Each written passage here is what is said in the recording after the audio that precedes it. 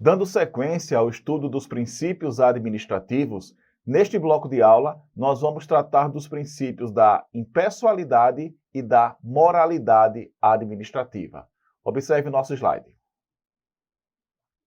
Então nós temos aqui o princípio da impessoalidade, também um princípio expresso lá no artigo 37 da Constituição Federal, trazendo aqui o seu sentido, o sentido de neutralidade, imparcialidade e ausência de subjetivismo. Repetindo, neutralidade, imparcialidade e ausência de subjetivismo. De fato, é isso que se exige do princípio da impessoalidade, ou seja, na administração pública, além dos agentes públicos, dos administradores públicos terem a obrigação de cumprir fielmente a lei em função do princípio da legalidade, os agentes públicos deverão agir de forma imparcial. A impessoalidade, ou ser impessoal, significa algo que não pertence a uma só pessoa, que não é pertencente a uma pessoa especial. Daí a exigência da neutralidade, da imparcialidade, da ausência de subjetivismo dos agentes públicos. Comumente, a doutrina apresenta três principais aspectos acerca da aplicabilidade do princípio da impessoalidade. Então, vamos tratar aqui, objetivamente, esses três principais aspectos do princípio da impessoalidade. Observa novamente o slide. Então, nós temos aqui três aspectos relevantes. O primeiro, nós temos o aspecto do atendimento a fins de interesse geral. Nesse aspecto, eu coloco aqui que esse atendimento a fins de interesse geral faz com que o princípio da impessoalidade tenha um sentido ou um aspecto de finalidade pública. Quando se fala atendimento a fins de interesse geral, então, neste caso, fins vem de finalidade, interesse geral vem de interesse público, vem de interesse coletivo. Bom, boa parte da doutrina defende que, na verdade, o princípio da impessoalidade na Constituição Federal de 1988 nada mais representa do que o próprio princípio da finalidade ou finalidade pública.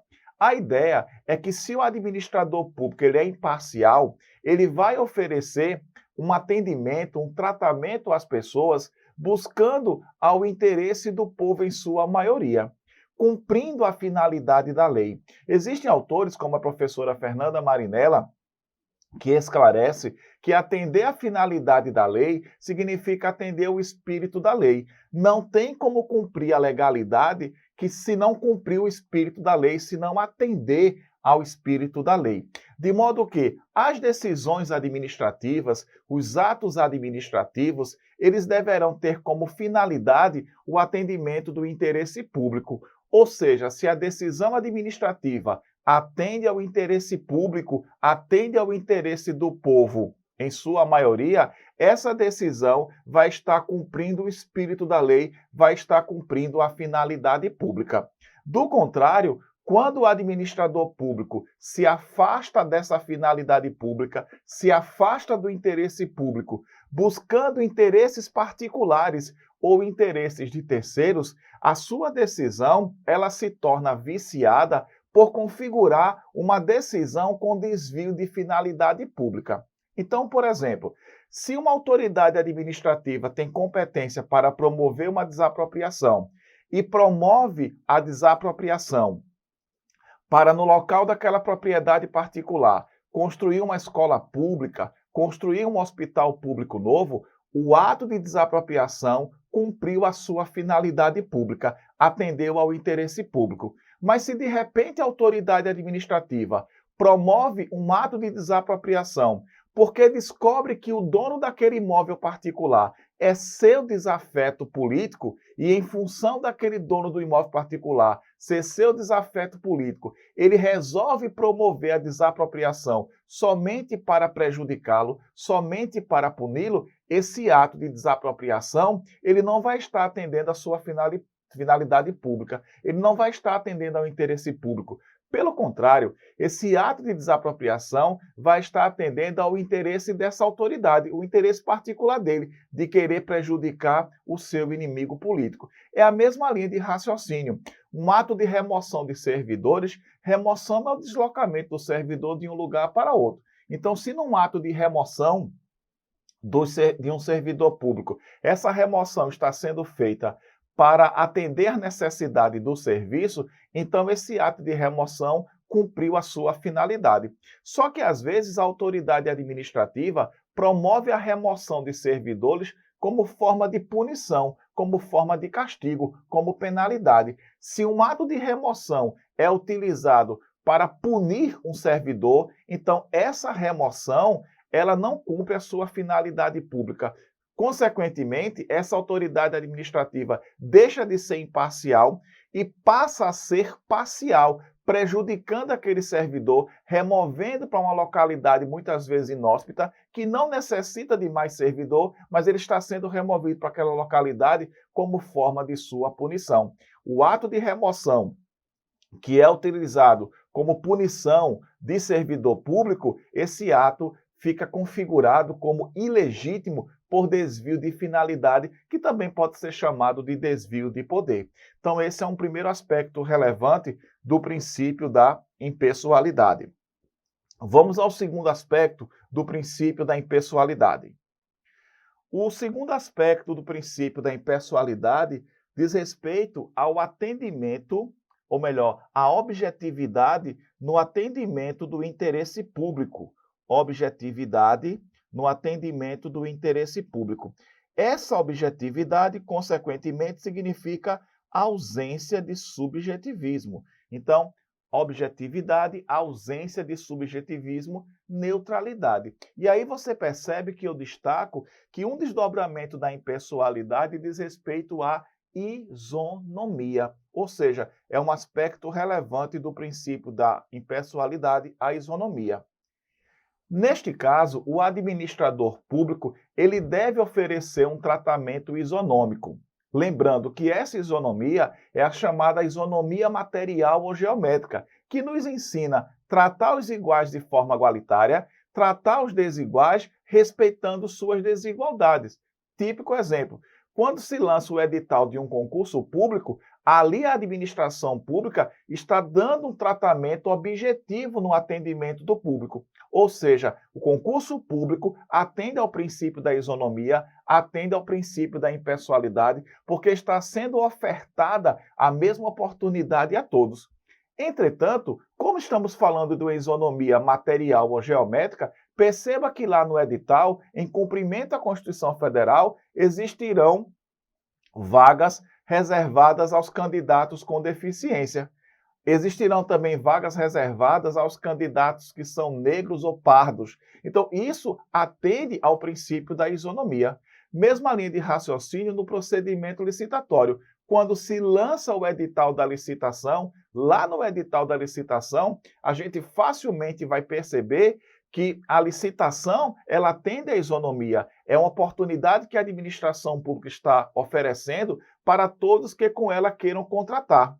Entretanto, existem licitações públicas, e a gente vai ver isso mais na frente, existem licitações públicas que têm a previsão do edital da licitação, tem a previsão de que o procedimento licitatório ele será destinado exclusivamente a microempresas e a empresas de pequeno porte. Se o edital está se dedicando exclusivamente a atender microempresas e empresas de pequeno porte, está se atendendo ao princípio da isonomia na sua colocação da impessoalidade. A gente vai ver isso lá na Lei 8.666. Então, é essa a objetividade. Sendo assim, o administrador público, ao oferecer um tratamento objetivo, ao dispensar um atendimento objetivo, ele também vai alcançar o interesse público e tem mais. Isso faz com que ele trate os seus administrados de forma imparcial, não beneficiando nem prejudicando, já que o administrador público, no trato com a coisa pública, no trato com os seus administrados, nós particulares administrados, ele tem que ter esse cuidado, nem beneficiar, nem prejudicar, não levar em consideração em suas decisões razões políticas, razões sociais, razões econômicas. Ele tem que se afastar dessas razões para poder atuar de maneira imparcial, de maneira objetiva, de maneira isonômica. Vamos ao terceiro aspecto relevante. O terceiro aspecto relevante do princípio da impessoalidade, ele veda a promoção pessoal de agentes e autoridades. Então, esse terceiro aspecto veda a promoção pessoal de agentes e autoridades. Neste caso, é a verdadeira imparcialidade que se exige da administração pública. Bom, esse dispositivo, ou melhor, esse aspecto aqui, que veda a promoção pessoal de agentes ou autoridades, ele tem inclusive previsão na própria Constituição Federal, quando a gente se depara com o artigo 37, parágrafo 1º da Constituição Federal. Parágrafo 1º do artigo 37 da Constituição Federal, esse dispositivo, eu vou te apresentar aqui, ele vai determinar, em síntese, que o administrador público, pelo fato dele ter que ter uma conduta imparcial, ele não poderá se utilizar da máquina administrativa para se promover pessoalmente. Veja o que prevê o parágrafo 1º do artigo 37 da Constituição. Então, esse parágrafo 1º do artigo 37 da Constituição Federal traz aqui, ó, parágrafo 1º do artigo 37. A publicidade dos atos, programas, obras, serviços e campanhas dos órgãos públicos deverá ter caráter educativo, informativo ou de orientação social, dela não podendo constar nomes, símbolos ou imagens que caracterizem promoção pessoal de autoridades ou servidores públicos. Então, em síntese, esse dispositivo ele está dizendo que a administração pública deve dar publicidade aos seus atos, programas, obras, serviços. Agora, quando isso for divulgado, a divulgação deve ser feita para educar a sociedade, para informar a sociedade, para orientar a sociedade. Veja que expressamente o dispositivo ele diz, ó, dela não podendo constar nomes, símbolos ou imagens que caracterizem promoção pessoal de autoridades e de servidores públicos. Bom, muitas vezes me questionam, Robson, mas na prática muitas vezes a gente não percebe isso, ou melhor, a gente não vê o cumprimento disso aqui. É pura verdade. Muitas vezes o administrador público se utiliza da máquina administrativa para se promover pessoalmente.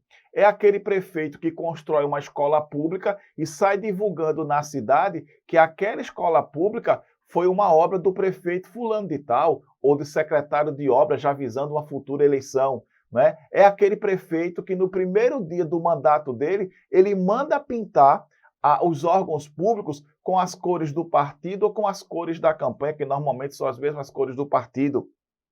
Isso é promoção pessoal. Como é o correto? Olha, o correto é afirmar: esta escola é uma obra da administração pública municipal. Veja a imparcialidade.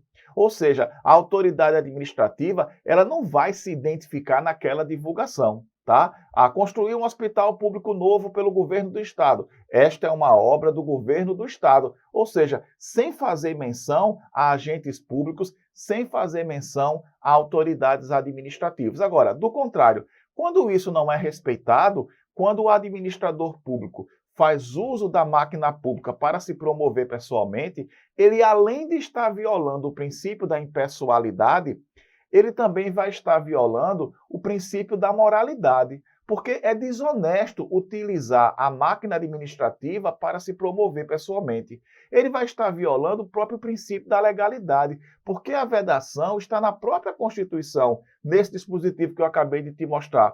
Ele vai estar violando o princípio da eficiência. Por que ele vai estar violando o princípio da eficiência? Por uma razão simples.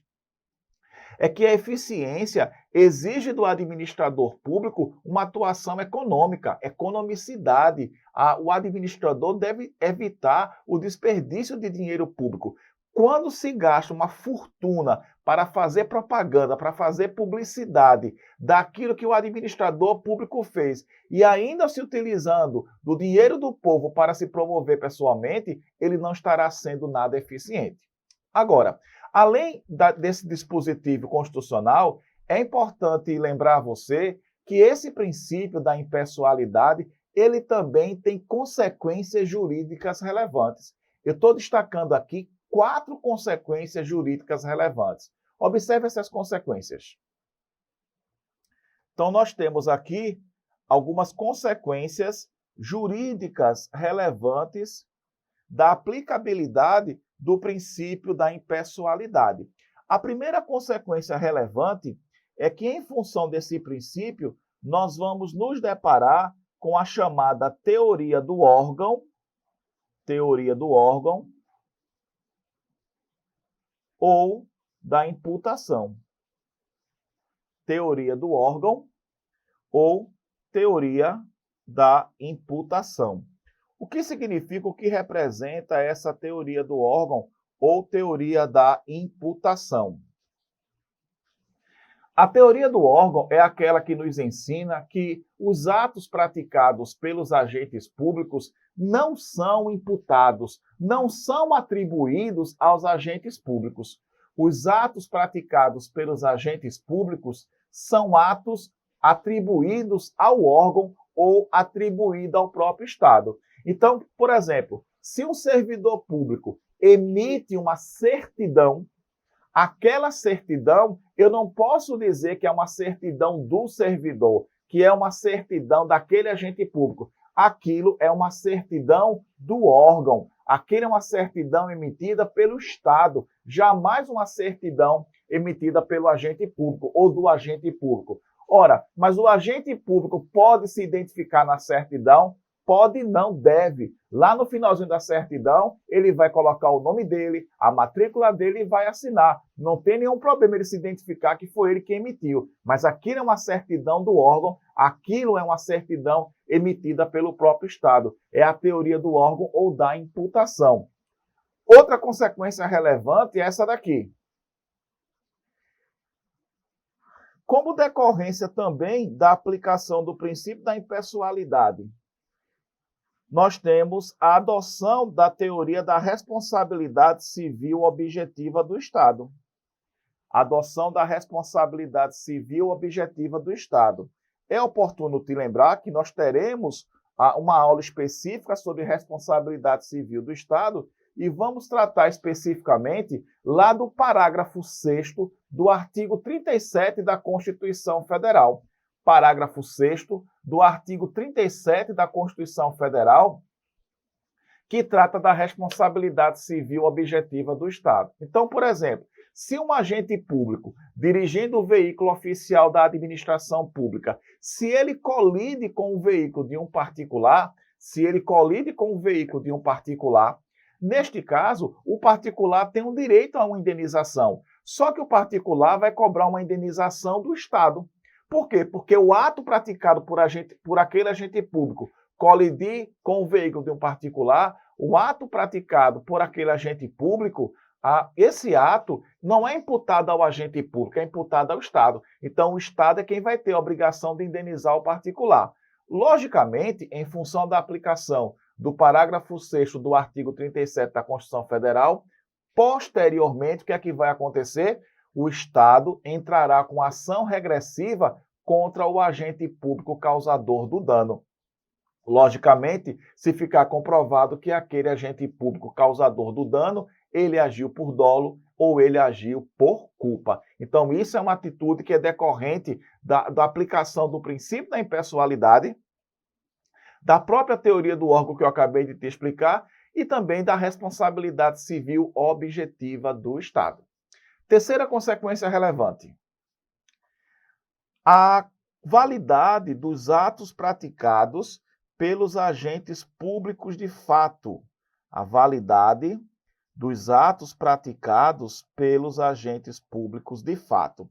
Os agentes públicos de fato, eles também podem ser chamados agentes públicos putativos ou necessários. Repito, Os agentes públicos de fato podem ser chamados também de agentes putativos ou agentes necessários, ou simplesmente de funcionários de fato. O agente público de fato, putativo ou necessário, ou simplesmente funcionário de fato, é aquele que se investe num cargo público sem atender a uma das exigências do cargo. Então, por exemplo, alguém que faz um concurso para auditor fiscal, cujo cargo exige formação superior em qualquer área. De repente, a pessoa não tinha formação superior, é aprovada no concurso, consegue a nomeação por descuido da administração pública, é nomeada, toma posse e entra em exercício. Essa pessoa é considerada um agente público de fato, por não atender a uma das exigências do cargo, a formação superior em qualquer área.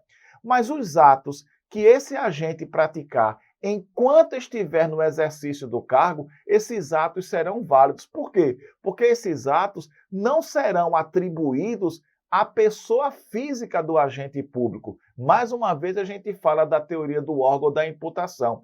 Esses atos, eles serão imputados, eles serão atribuídos exatamente ao órgão ou ao próprio Estado. Logicamente, esse ato de nomeação, a nomeação após o exercício desse agente, esses atos deverão ser anulados, serão invalidados. Mas durante o período em que esse agente esteve no cargo, os atos que porventura ele praticou serão considerados atos válidos, seja em função do princípio da impessoalidade, da aplicação da teoria do órgão ou da imputação, da boa-fé de terceiros, já que, por exemplo, se esse servidor emitiu certidões, as pessoas que receberam essas certidões, elas estavam de boa-fé. Então, se elas estavam de boa-fé, isso tem que ser respeitado, mantendo a validade daquela certidão. Entretanto, eu sempre lembro a você que não confunda o agente público de fato ou putativo com o usurpador de função. É que o usurpador de função é aquele que se passa por agente público sem ter sido designado pela administração. É alguém que se passa por médico na administração pública. Às vezes é uma blitz policial que tem na rua. Quando você para seu veículo, não eram policiais, eram assaltantes fantasiados de policiais e te assaltam. Aqueles atos são atos praticados por usurpadores de função. Aqueles atos são considerados atos inexistentes. E por serem inexistentes, esses atos praticados por usurpadores de função não são considerados existentes e, consequentemente, não se pode imputar responsabilidade à administração pública, tá? Diferentemente dos atos praticados por agentes públicos de fato. Esses sim, os atos praticados por agentes públicos de fato, esses serão considerados válidos. Última consequência importante da aplicação do princípio da impessoalidade. Observa. Bom, eu destaco aqui a aplicação, ou melhor, a adoção dos institutos do impedimento e da suspeição nos processos administrativos. A adoção dos institutos do impedimento e da suspeição nos processos administrativos. Bom, nos processos administrativos, e a gente vai ver isso lá na Lei do Processo Administrativo Federal, a Lei 9784 de 99, exige-se que o agente público atue de forma imparcial no processo. Então, por exemplo, se um agente público já atuou num processo administrativo como perito, ele não pode atuar naquele mesmo processo como testemunha, ele não pode atuar naquele mesmo processo como autoridade que vai julgar o processo, ele vai estar impedido. É uma incapacidade absoluta daquele agente de continuar atuando no processo. Mesma linha de raciocínio. Imagina que o presidente de um processo administrativo disciplinar, o presidente da comissão de um processo administrativo disciplinar, ele tivesse como servidor acusado um parente próximo dele ou um inimigo capital dele. Dificilmente ele seria imparcial. Então, neste caso, a lei diz que ele é suspeito em atuar naquele processo. Tem que ser declarada a suspeição dele, porque dificilmente ele seria imparcial. Com o parente ele poderia favorecer, com o inimigo ele poderia prejudicar. É outra consequência importante do princípio da impessoalidade. Vamos ao próximo princípio, o terceiro princípio expresso da administração pública, que é o princípio da moralidade administrativa. Então, observa no nosso slide. Princípio da moralidade administrativa. Esse princípio da moralidade, eu faço questão de chamá-lo de moralidade administrativa, ele aparece pela primeira vez na Constituição Federal vigente, ou seja, nas constituições anteriores, o princípio da moralidade, ele não aparecia de forma expressa nas constituições anteriores.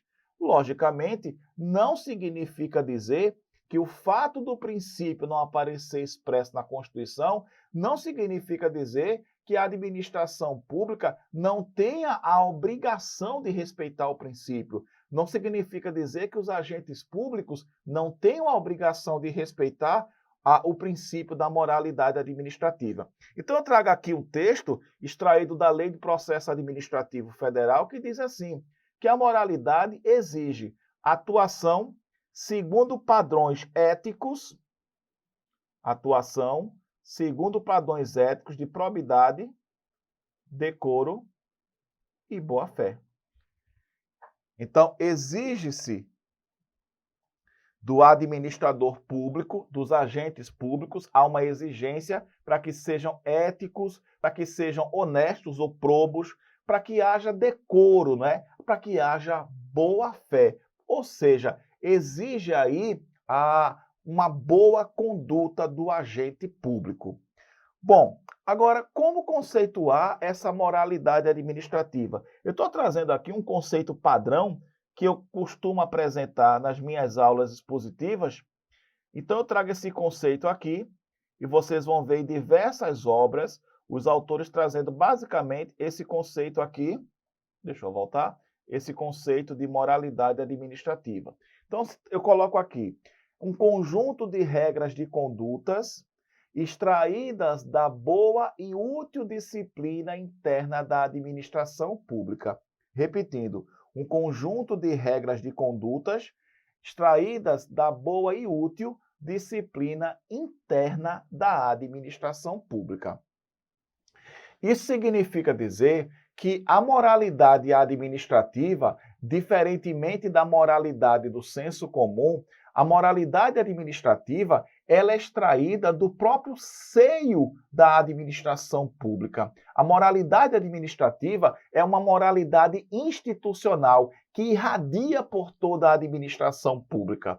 O conceito de moral, a gente vai perceber que o conceito de moral não está nas convicções subjetivas dos agentes públicos, não. O conceito de moral, ele é extraído das regras de condutas, das normas. O conceito de moral, ele é extraído do Código de Ética dos Agentes Públicos. O conceito de moral, ele é extraído do próprio Estatuto dos Servidores Públicos, da Lei de Improbidade Administrativa, das normas que exigem uma atuação moral da administração pública.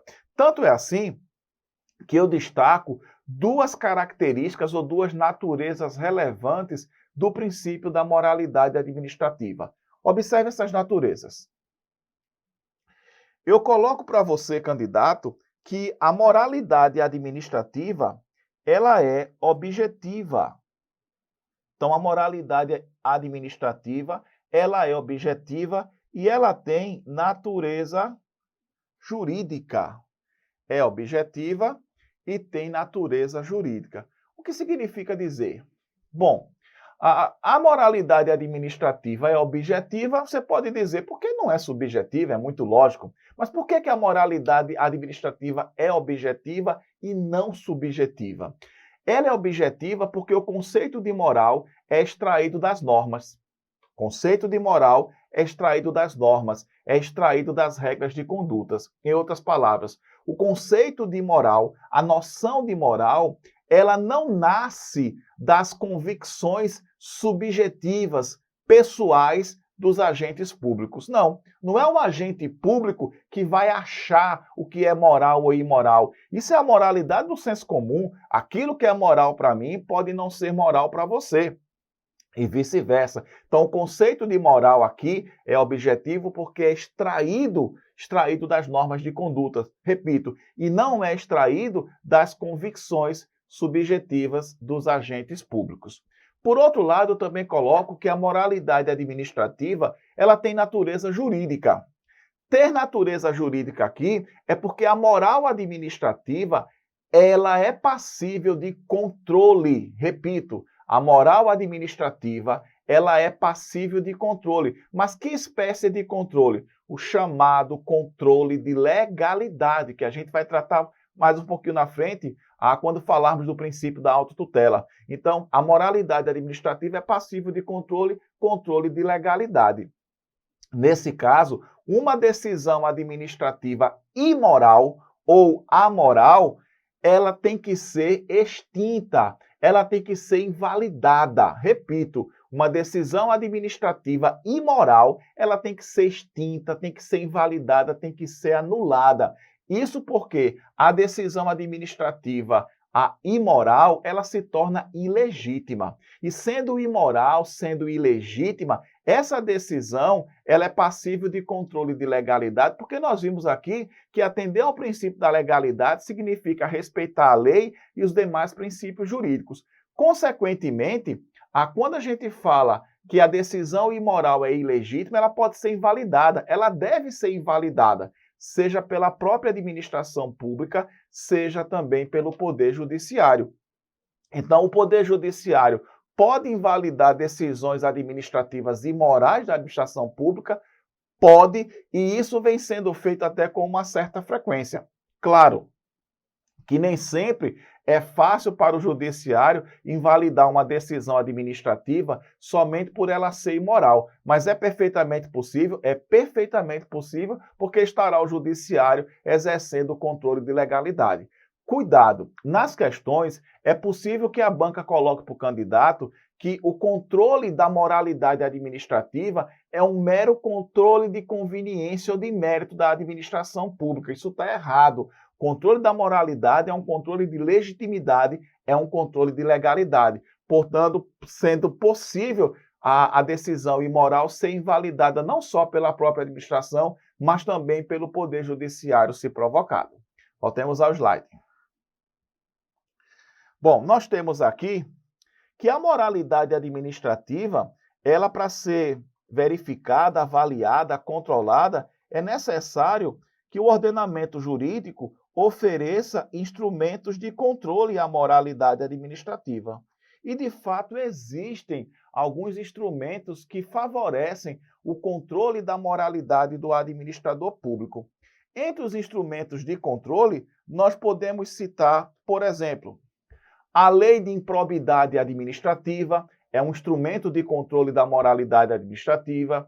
A Lei da Ação Popular é outro instrumento de controle da moralidade administrativa. A Lei da Ação Civil Pública também representa um outro instrumento de controle da moralidade administrativa. Agora, eu sempre afirmo nas minhas aulas expositivas que essa moralidade administrativa, ela vai condicionar o exercício de todos os poderes administrativos, inclusive do poder discricionário, que é aquele poder que a autoridade administrativa goza de certa liberdade de atuação. Repito, a decisão administrativa, seja no exercício do poder disciplinar, do poder hierárquico, do poder de polícia, do poder discricionário, ela só será legítima se respeitar os limites da lei, mas se respeitar também os limites da moral, da eficiência, da impessoalidade, tá? Voltemos ao slide. Então, nós temos essa observação aqui no ponto 5, tá? Que a moralidade administrativa condiciona o exercício de todos os poderes administrativos. E para a gente finalizar o princípio da moralidade, eu lembro a você da necessidade de observar o constante na súmula vinculante número 13. Então, súmula vinculante número 13 é a súmula que trata da proibição da prática do nepotismo. Então, a súmula traz: a nomeação de cônjuge, companheiro ou parente em linha reta, colateral ou por afinidade, até o terceiro grau, inclusive da autoridade nomeante ou de servidor da mesma pessoa jurídica, investida em cargo de direção, chefia ou assessoramento, para o exercício de cargo em comissão ou de confiança, ou ainda de função gratificada na administração pública, direta e indireta, em qualquer dos poderes da União, dos Estados, do Distrito Federal e dos municípios, compreendido o ajuste mediante designações recíprocas, viola a Constituição Federal. Então, nós temos aqui a súmula vinculante número 13. É a súmula que proíbe a prática do nepotismo, ou seja, a autoridade não pode estar dando emprego, cargo em comissão, função de confiança para parente, para cônjuge, para companheiro ou parentes até o terceiro grau. Para o Supremo Tribunal Federal, a prática do nepotismo por si só, ela já é violadora de no mínimo 4 princípios constitucionais. O princípio da moralidade, o princípio da impessoalidade, o princípio da isonomia e também o princípio da eficiência. Ou seja, para o STF, não há necessidade de uma lei proibindo a prática do nepotismo no Brasil, porque o nepotismo por si só já é violador desses 4 princípios da administração pública. Entretanto, o mesmo Supremo Tribunal Federal entende que não configura nepotismo a nomeação do parente para cargos de ministro de Estado e secretário estadual municipal. Então, o presidente da República, ele pode nomear a esposa dele para ser ministra da Educação. O governador de um estado pode nomear o irmão para ser secretário estadual de saúde. Não configura nepotismo, por quê? Porque o STF entende que os cargos de ministro de Estado, secretário estadual e municipal são cargos de natureza política. Tanto é assim que ministros e secretários de Estado são agentes políticos. E a súmula vinculante 13 proíbe a nomeação de parentes para cargo em comissão ou de confiança ou de função gratificada. Ela não proíbe a nomeação do parente para cargos de natureza política. Fica atento que isso é muito comum ser cobrado nas questões sobre moralidade, impessoalidade e sobre a prática do nepotismo proibida aí na súmula vinculante número 13. É isso.